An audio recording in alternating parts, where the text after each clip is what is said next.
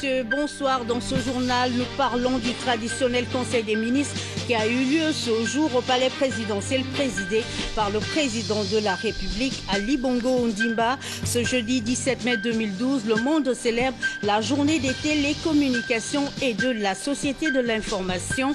Et puis l'ouverture à Oyem, dans la province du Wellington, de la session de la Cour criminelle, une des premières affaires jugées, s'est conclue par une condamnation à la prison à vie pour assassinat.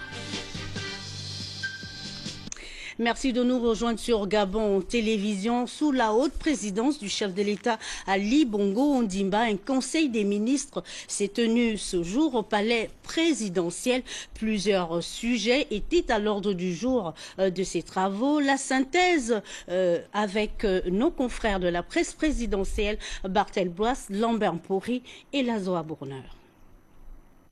Les travaux de ce conclave se tiennent au lendemain de la deuxième réunion formelle du comité ad hoc de l'Union africaine sur l'élection des membres de la commission de l'UA. Occasion pour le chef de l'État Ali Bongo Ondimba de faire au Conseil l'économie du huis clos qui a dominé la rencontre. Autre sujet d'actualité lié à l'action de développement de notre pays, la présentation au chef de l'État de l'entreprise adjudicataire du marché de la biométrie au Gabon. Les responsables de Gemalto s'engagent à faire respecter l'ambition du président Ali Bongo Ondimba, celle de favoriser l'organisation des futures élections en y introduisant la biométrie. Au plan économique, la promotion d'une économie verte basée sur le respect des exigences du Gabon vert. Le développement durable, concept choisi par le chef de l'État pour conduire notre pays vers l'émergence. Sujet débattu au World Economic Forum d'Addis Abeba. Occasion a été donnée au Conseil de saluer la participation du chef de l'État à ces assises, participation qui a confirmé le leadership du Gabon dans le traitement des questions environnementales. Développement durable dont la loi d'orientation est un examen au Conseil. Bien sûr, dans le cadre de ses missions régaliennes, il a également été soumis à l'examen de ce conclave pour adoption plusieurs projets de texte. Projets parmi lesquels ceux interpellant la création du contrôle général d'État, le projet d'approbation de la Société équatoriale des mines, la mise en place d'une matrice des indicateurs de protection de l'enfant. Enfin également, à l'examen du Conseil, l'agrément de nouveaux diplomates. Bref, une batterie de 9 affaires inscrites à l'actif du développement d'un Gabon en route vers l'émergence. À la fin de ce journal, le communiqué final de ce Conseil des ministres. Et puis, en route pour Londres, en Grande-Bretagne, le chef de l'État vient de quitter Libreville. La coopération et l'environnement guident le séjour du président de la République. Aéroport international Léomba, Barthel Boisse, Lazo Abourneur de la presse présidentielle. Le chef de l'État, Ali Bongo Ondimba, est en route pour Londres. Le président de la République répond à une invitation des autorités britanniques. Le séjour londonien du chef de l'État gabonais est l'occasion pour Ali Bongo Ondimba de confirmer le leadership environnemental du Gabon. Outre les questions de coopération entre Libreville et Londres, le dossier changement climatique n'échappera pas aux différents entretiens. Il faut dire que le président de la République et le prince Charles manage un projet environnemental lié à la lutte contre les changements climatiques. Le prince britannique, le gouvernement tout entier apprécie les multiples actions initiées par le président de la République en faveur de la protection de l'environnement. Le chef de l'État est accompagné de son épouse, Mme Sylvia Bongo Ondimba. Le Premier ministre et le secrétaire général de la présidence de la République ont salué le couple présidentiel à son départ. A pris part aux travaux du Conseil des ministres, le ministre de l'économie numérique, de la communication, de la Poste, Blaise Louembe, et qui a défendu au Palais Léomba le projet de loi portant ratification de l'ordonnance de création et organisation de l'ARTEF. Le compte rendu d'Henri Nestor Djanvé, presse de l'Assemblée nationale. Face aux députés membres de la Commission des affaires sociales, des affaires culturelles et de la communication que dirige l'honorable Albertine Maranga Moussabou, le ministre Blaise Louembe, en charge de l'économie numérique, de la communication et de la poste est venu défendre le projet de loi portant ratification de l'ordonnance 08-2012 portant création et organisation de l'Agence de régulation des communications électroniques et des postes. Il s'agit d'abroger les dispositions du décret 1108 du 30 septembre 2011 parce que contraire à la Constitution, aux directives de la CEMAC et à la hiérarchie des normes. L'innovation considérée consacre et matérialise la fusion en une seule entité de l'Agence de régulation des télécommunications et de l'Agence de régulation des postes. L'innovation consiste en un transfert à l'ARCEP des attributions naguère dévolues aux anciennes agences et à la disparition des anciennes dénominations d'agence de régulation des télécommunications et de l'agence de régulation des postes. Et ça donne agence de régulation des télécommunications électroniques et des postes. Les attributions nouvelles sont dévolues à l'ARCEP, à savoir préparation des études et projets de textes intéressant le secteur des communications électroniques et celui des postes. Veiller au respect par les opérateurs des réglementations communautaires relatives au secteur concerné. Prévenir et sanctionner les pratiques anticoncurrentielles. S'assurer que les changements de contrôle direct ou indirect se transforment en cession des licences déguisées. Il faut dire qu'au regard de l'évolution des secteurs précités, des tendances observées dans bon nombre de pays, il est apparu impérieux de procéder à la fusion des entités régulatrices des activités des secteurs des télécommunications et de la poste. Le ministre Blaise Blouembe, face aux nombreuses questions des honorables députés, le sujet étant d'une importance capitale et tout aussi complexe, a apporté des éléments de réponse.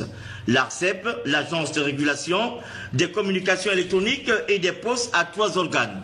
Le Conseil de régulation, le secrétariat exécutif chargé de la coordination de l'ensemble des services de l'agence et l'agence comptable.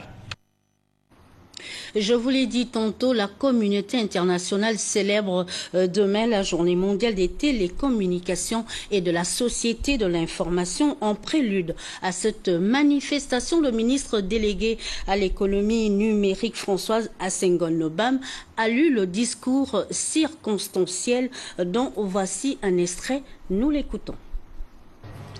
La communauté internationale célèbre chaque année le 17 mai la journée mondiale des télécommunications et de la société de l'information. Cette manifestation coïncide également avec la création de la plus ancienne organisation de la famille des Nations Unies, l'Union internationale des télécommunications. À l'époque, Union internationale télégraphique qui souffle cette année ses 147 bougies. Mesdames et messieurs, le thème retenu cette année par le Concert des Nations est « Les femmes et les jeunes filles dans l'éthique ». Ce thème nous interpelle en ce sens qu'il traduit l'importance que le monde doit observer sur la place de la femme dans notre société entièrement bâtie sur l'usage des technologies de l'information et de la communication, en abrégé TIC. La femme, la mère, l'épouse, la sœur et la fille ont toujours joué un rôle prépondérant dans l'histoire de l'humanité pour l'évolution de l'être humain et partant pour le développement du monde. Cette actrice de l'émancipation du monde ne peut être mise à l'écart de la société moderne dont les fondements reposent sur la société de l'information réputée être celle de la connaissance et du savoir. S'agissant du Gabon, notre pays, le président de la République, chef de l'État, son Excellence Ali Bongo Ondimba, identifiant le Gabon des services comme l'un des 3 piliers de la politique de l'émergence, a reconnu au TIC, moteur de l'économie numérique, une des valeurs sûres sur laquelle nous devons appuyer pour faire du Gabon un pays émergent à l'horizon 2025. Cela se traduit dans le plan Gabon numérique, déclinaison du plan stratégique Gabon émergent sur le secteur de l'économie numérique par l'équipement en infrastructure large bande à haut débit et par la promotion des services diversifiés en ligne. l'intégralité de cette communication à la fin de ce journal. Et puis, au moment où la communauté internationale célèbre demain la journée mondiale des télécommunications, Ankara, en Turquie, vient de s'achever un forum sur les médias.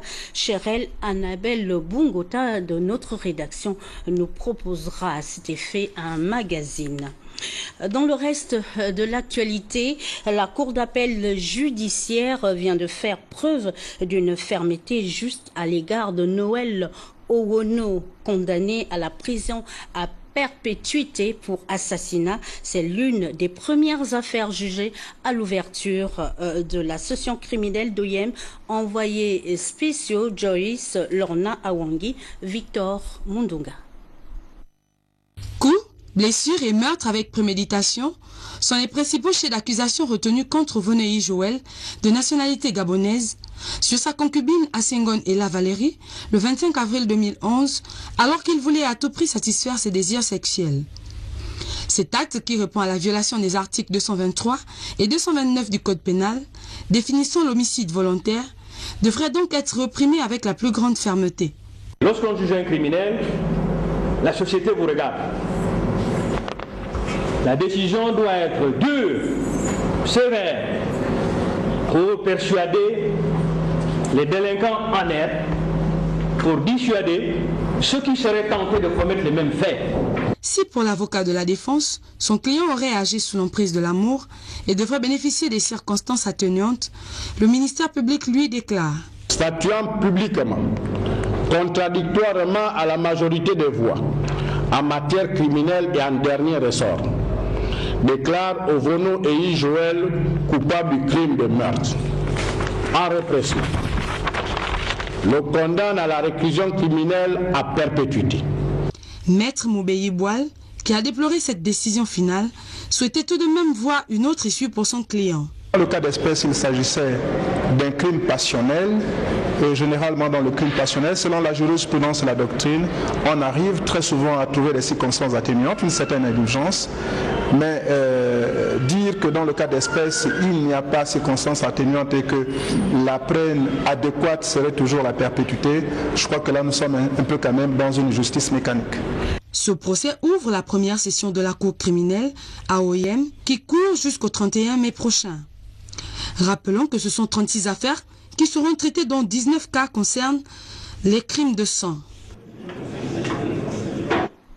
En ouvrant ses audiences criminelles au public et aux médias, le ministère de la Justice veut allier fermeté dans la répression et prévention des crimes.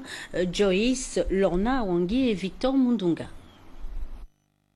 Rapprocher la justice des justiciables et dissuader les potentiels criminels, tels sont les principaux objectifs visés par le ministère de la Justice, qui entend par cet exercice de pédagogie protéger les faibles des plus forts et imprimer une justice équitable pour tous. Pour les populations d'OIM, c'est une initiative salutaire qui arrive dans un environnement où l'insécurité est grandissante et où 52% d'affaires à juger sont des crimes de sang. C'est une bonne chose, au moins comme ça, avec cette session-là, les criminels pourront déjà, ou ceux qui envisagent faire quelque chose de mauvais, pourront déjà comprendre que maintenant on ne blague plus. Il y a des crimes qui se passent comme ça ici, et il n'y a pas de jugement de ce genre. Bon, moi aujourd'hui je suis content parce qu'ils ont déjà ouvert l'audience pour les criminels. Je vois aujourd'hui que les données commencent à changer. Ce qui vient de se passer aujourd'hui, nous sommes au tribunal depuis ce matin, ça va vraiment attirer l'attention des uns et des autres. Avis donc à tous ceux qui s'aviseraient à œuvrer dans l'informel, l'incivisme et surtout dans les crimes de tout genre. Désormais, l'appareil judiciaire est relancé et la loi plus que jamais décidée à rendre justice. La journée mondiale des familles a été célébrée hier. C'est dans ce cadre que le ministère de la Famille est davantage interpellé face à la désintégration de la structure familiale. L'analyse de Nadège Mbanda Prest du ministère de la Famille. La famille n'est plus ce qu'elle était, c'est le constat général. Les Gabonais regrettent le comportement d'antan où l'enfant appartenait à tout le clan. Aujourd'hui, même le père biologique démissionne. La famille s'est dégradée parce que c'est à partir de l'homme qui n'arrive pas. L'homme n'arrive pas à bien prendre sa famille au sérieux. Soit il abandonne la femme avec les enfants, soit il ne prend même pas ses responsabilités. C'est très regrettable puisque on a tout perdu. Les familles ne sont plus unies comme avant. Parce que nos papas, ils ont gardé leur famille avec leur maman. Maintenant, il y a des divorces par-ci, par-là. Les femmes, je ne parle même pas les hommes qui abandonnent leurs enfants. Tu cherches une femme aujourd'hui, vous avez des enfants, après tu l'abandonnes. On ne comprend plus rien. Moi, je ne sais pas. C'est peut-être Dieu seul qui peut encore arranger la situation d'à présent là. On ne sait pas. Là où le monde va maintenant. La famille a beaucoup changé. La famille n'aime plus. La famille n'aime plus ceux qui n'ont pas l'argent. Ils n'aiment plus les pauvres. Ils ont abandonné à cause d'argent. Ils n'aiment plus la famille. L'amour de la famille, nous l'avions perdu par rapport à nos grands-parents qui savaient que tel était mon parent, l'autre est mon frère. Mais aujourd'hui, c'était difficile. Vas-y, le gars, vous voyez, deux frères qui n'arrivent pas à se dire bonjour parce que pour quelle colère, ça veut dire que nous ne connaissons plus cette considération. La valeur de la famille n'existe plus pour le moment. Quelle solution pour un retour à la normale? Le citoyen lambda se perd. Seul le ministère de la Famille peut désormais apporter ou faire quelque chose, même si l'État ne peut pas tout faire. L'effort personnel est nécessaire. Il faut ajouter que, hormis le travail qui est le premier mis en cause, beaucoup de mots minent les rapports entre les membres d'une même famille. Quand l'enfant te voit, quand on dirait que ce n'est pas ton enfant, à cause de la sorcellerie et tout ça, les églises éveillées, hein? Ce sont eux qui nous divisent. Ton enfant te voit comme les cacas, c'est ta mère qui te fait, c'est ton père qui te mange. Est-ce que c'est normal? Il n'y a pas la complicité entre les couples, il n'y a pas l'éducation chez les enfants. Donc le père est le plus souvent dehors, la mère dehors, et puis après, en fait, les enfants ne reçoivent plus l'éducation qu'il faut. De nombreux mots donc sont signalés. Trop de mots minent la famille gabonaise. Le cri du cœur des populations s'est fait plus fort en cette journée de la famille avec cette conviction qu'un changement est désormais nécessaire, un changement traduit dans un langage bien précis. Et justement, nous allons revenir sur tous ces mots qui minent la famille gabonaise au cours de nos prochaines éditions d'information. Maintenant, nous parlons de cette signature de convention entre le Centre universitaire de Libreville et l'ONG Kachi, partenariat gagnant-gagnant avec à la clé la modernisation de nos universités. Basile Biwaou, Mikala, Yvette Leguo, Okosa. Aider le milieu scolaire et universitaire à se familiariser avec l'outil informatique et à l'Internet pour un avenir meilleur et rendre les nouvelles technologies de l'information et de la communication accessibles à la majorité de la jeunesse des pays du tiers-monde afin de créer une classe moyenne dans la jeunesse des pays en développement. C'est ce à quoi s'attelle l'ONG Kachi. La signature de la convention de partenariat avec le Centre des œuvres universitaires de Libreville et la concrétisation de cet idéal. Avec le CENU, qu'est-ce que nous avons tenté de faire? C'est de reproduire ce que nous avons fait avec l'USTM. Mais l'enjeu de taille dans ce projet avec le CENU, c'est que Gabon Télécom a décidé officiellement de nous accompagner avec la fourniture de 100 mégas. Sur le plan de la santé, nous attendons donc l'arrivée imminente du matériel que nous avons déjà collecté. Le directeur général du Centre des œuvres universitaires s'est réjoui de cet acte qui avantage les étudiants gabonais et est revenu en détail sur le contenu de la convention. La communauté étudiante gabonaise va recevoir sur les cités universitaires dans notre pays 3 cabinets dentaires complètement équipés qui vont être livrés à très brève échéance et servir à réduire la facture que paye la communauté étudiante pour se faire consulter en question d'odontostomatologie. La coopération avec l'ONG Kachi va aussi intéresser un volet numérique. très important. Dans chaque université gabonaise publique, il y aura un campus avec des ordinateurs que l'association va nous mettre à disposition gracieusement. S'agissant du projet campus numérique universitaire, les frais de connexion Wi-Fi installés sur les cités universitaires sont fixés à 20 000 francs CFA par étudiant par année académique pour un accès illimité. Toujours à l'université Omar Bongo, au lendemain des incidents survenus hier sur le campus, la situation semblait plutôt calme aujourd'hui en dépit d'une atmosphère encore lourde. Les cours ont repris dans certaines facultés. Les pouvoirs publics s'attellent à ramener la sérénité dans une institution universitaire qui semble otage d'une logique de surenchère savamment entretenue. Nous allons écouter un étudiant rencontré cet après-midi sur le campus, propos recueillis par Cyril Bertrand Ngalekou. Se passe. Moi je me dis, les revendications sont légitimes, mais ce qui cause peut-être problème, à mon humble avis, c'est peut-être la manière dont on le revendique. Revendiquer nos droits, c'est vrai, mais ça ne veut pas dire qu'il faut nécessairement brûler, barricader ou encore casser quoi que ce soit. Il faut un peu avoir un comportement responsable à un moment donné, c'est-à-dire qu'il faut aller sur la table des négociations. Et il faut aussi dire, en quelque sorte, il faut être un peu patient. Il faut être patient. C'est vrai qu'il y a des avancées significatives en ce sens, mais aujourd'hui, je me dis, il faut quand même, il faut retrouver aussi d'abord nos cours. On est d'abord venu aussi là pour ça, des cours, parce que le spectre de l'année blanche continue à nous guetter. L'appel que je peux lancer à l'endroit de nos autorités, c'est la prise en compte quand même des revendications des étudiants. Et puis je me dis un peu, c'est le problème de l'information. Il faut justement donner aux étudiants cette information concernant le dossier. Parce que c'est ce qui pose problème aujourd'hui. Ils ne savent plus, nous ne savons pas où se situe ce dossier-là aujourd'hui. Le message est passé et puis ce séminaire de formation des jeunes médecins de la santé militaire qui ont renforcé leur capacité en chirurgie. Des précisions dans ce récit de Marie-Jo Moussavou Mouzigou.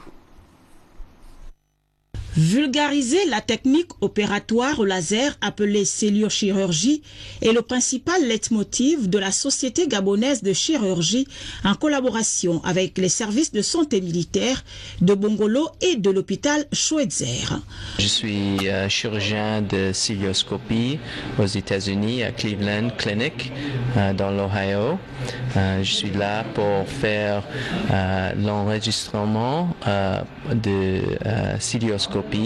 Et je suis très content d'être ici pour faire les didactiques, des présentations des bases, des principes de la ciliachirurgie. Nous organisons des réunions scientifiques pour que nos membres soient aguerris sur le plan de la communication scientifique, sur le plan de la publication, sur le plan des échanges de leurs activités pour améliorer au quotidien et leurs pratiques pour le bienfait des malades. Pendant 2 jours, les jeunes médecins en chirurgie ont su s'approprier les mécanismes opératoires de cette technologie de pointe.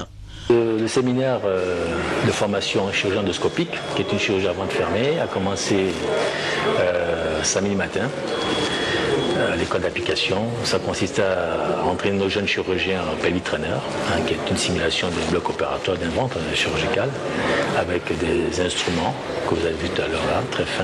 Aujourd'hui, on a un bloc opératoire et ce sont les seniors qui ont l'habitude de cette expérience, de cette chirurgie qui la pratiquent.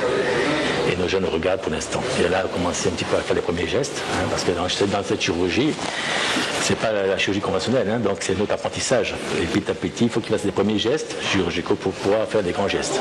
Actuellement, l'État gabonais a mis à disposition à ces jeunes chirurgiens, dans tout le Gabon, ce matériel qui coûte entre 50 et 100 millions de matériel de francs CFA, 100 millions. Pour vous dire qu'en ce moment, c'est sous-utilisé. Il y a beaucoup de colonnes dans différents hôpitaux, mais personne ne s'en sert. Donc ça pose problème quand même. Et ce matériel mis à disposition par l'État, c'est pour le profit des populations, pour qu'elles soient mieux opérées, mieux prises en charge. Donc on a l'obligation, nous, les seniors, de former ces jeunes, de les attirer à ce type de chirurgie. Une pratique opératoire esthétique qui s'exerce depuis 1989 à la clinique MIA par le docteur Ogoé, doyen dans ce domaine chirurgical, et actuellement relayée à l'hôpital des instructions des armées de Libreville. Au terme de cet apprentissage, les jeunes chirurgiens ont bénéficié des attestations relatives à leur formation. Sur un tout autre plan, les travaux des échangeurs de la capitale gabonaise ont repris. Les ouvriers s'activent sur le terrain, ce qui ne se fait pas sans désagrément pour le trafic routier. C'est le constat de Firmin Eric Mbadinga, Thierry Mondaka. Route barrée, déviation. Les travaux ont repris sur les échangeurs de Libreville. Sur l'ouvrage des charbonnages, les techniciens des travaux publics se tuent à la tâche pour livrer ce chantier en bonne et due forme définitivement. L'entreprise chargée de mener à terme ces travaux ne s'est pas prononcée sur la durée d'exécution de ces derniers. Mais déjà, la vue de cette reprise a ravivé les espoirs des populations qui veulent vite voir le chantier aboutir. La population était dans l'étonnement que les travaux ont commencé. Et après la canne, ça a stoppé. Bon, on se demandait quel était le problème. Mais maintenant, comme il y a la reprise des travaux, c'est quelque chose, ce serait la bienvenue. Ici, au Gabon, on a toujours tendance à croire que quand le gouvernement en place ou bien l'État commence un chantier, ça ne va jamais à terme. Or que là, avec l'émergence, nous voyons quand même les choses évoluer. Avec l'émergence dont le président de la République aimerait mettre en épreuve, donc nous faisons qu'applaudir.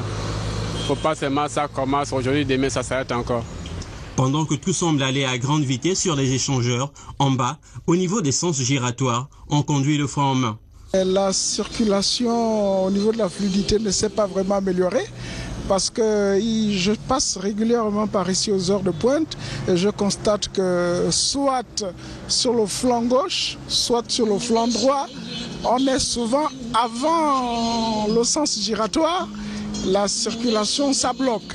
Et même au niveau du sens giratoire, il faut parfois attendre 5-10 minutes avant de pouvoir passer.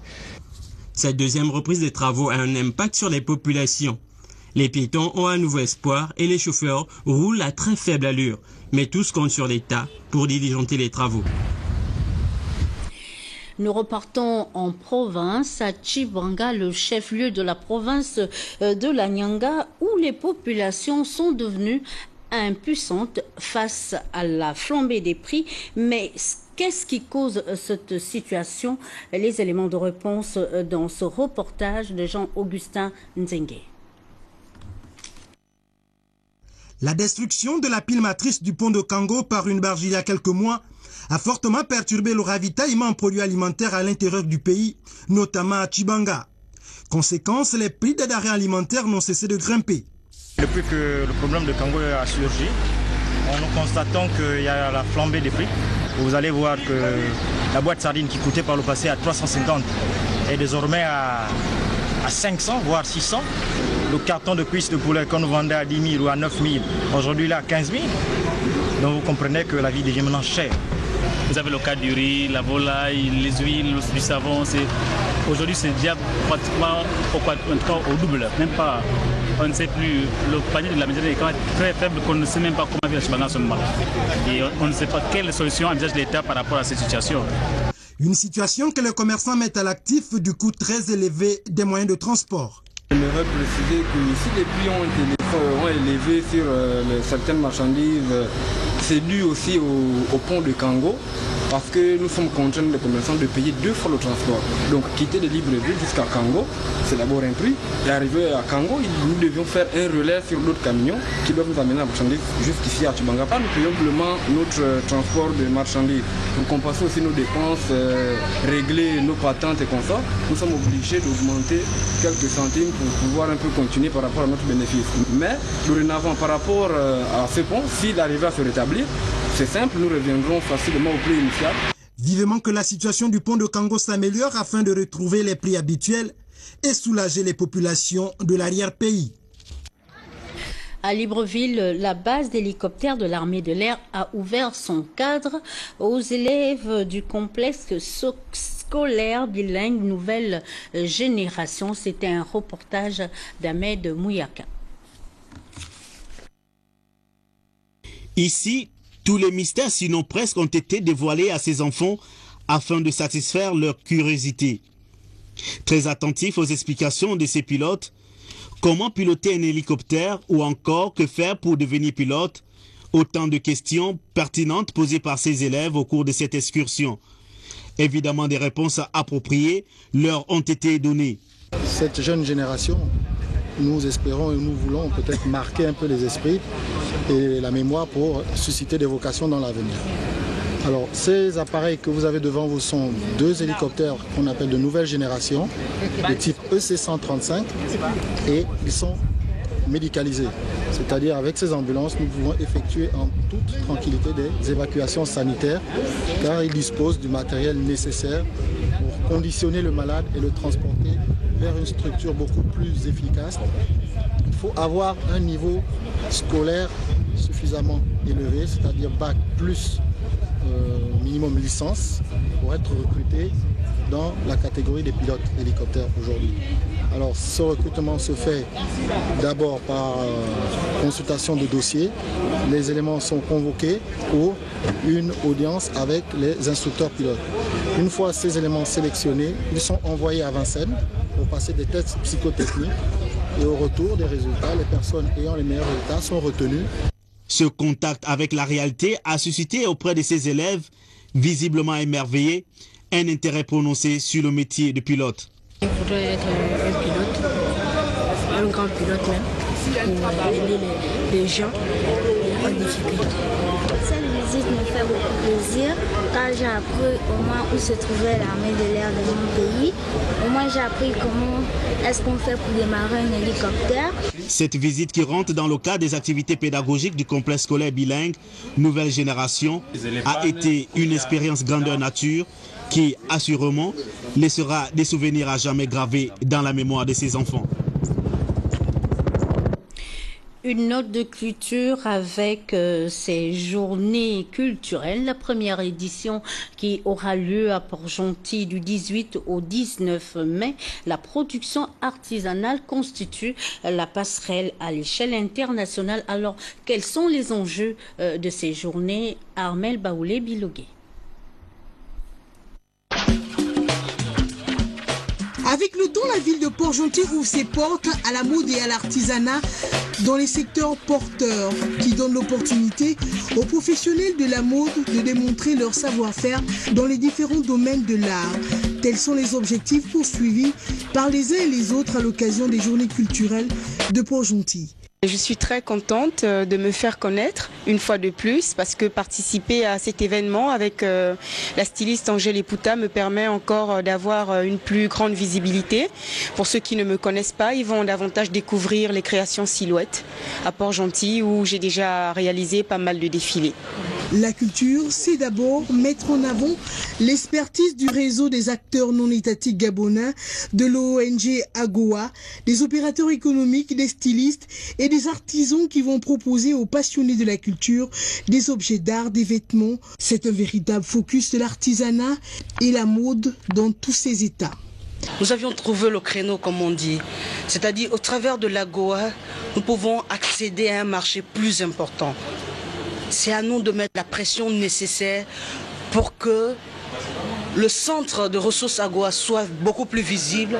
Nous invitons effectivement les producteurs gabonais à se rendre massivement, d'abord à ceux de Port-Gentil, puisque c'est pour eux que nous organisons cet événement, à participer massivement à la manifestation qui aura lieu à Port-Gentil du 18 mai au 19 mai. Côté mode et beauté, les visiteurs auront la possibilité d'admirer les collections des vêtements des stylistes gabonaises comme Angèle Epouta et Solange Ileni. Un véritable duo, elles vont proposer une nouvelle conception de l'élégance africaine. Là, c'est un redémarrage pour moi de présenter au public gabonais ma nouvelle collection. Cette saison, le cap est désormais fixé sur la ville de Port-Gentil grâce à ces journées culturelles de l'artisanat.